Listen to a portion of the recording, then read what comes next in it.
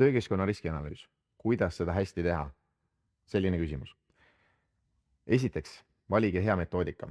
Ehk siis metoodikas võiks olla vähemalt kaheteljeline selline maatriks, kus ühel pool on siis nii-öelda tagajärjed, teisel pool siis tõenäosus. Neid maatrikseid on ka nii-öelda rohkemate telgedega, piisab kaheteljelisest esialgu. Mis edasi? Aega kokku vähemalt töökeskkonna spetsialist, kui on ka töökeskkonna volinik, kindlasti ülioluline need inimesed või vähemalt see üks inimene, kes seda tööd päriselt teeb. Ja kui on ka tehnilist personali, kes saab aru, kuidas masinad, seadmed, töövahendid töötavad, siis see.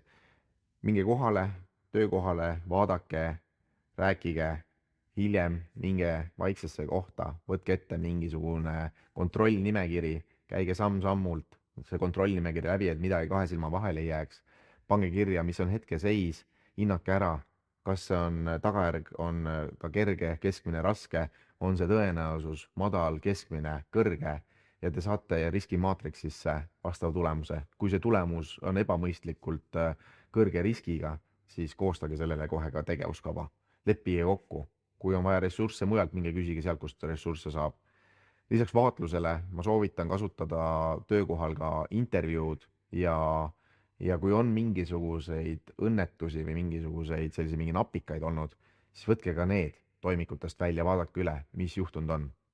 Aitäh kuulamast, kohtumiseni!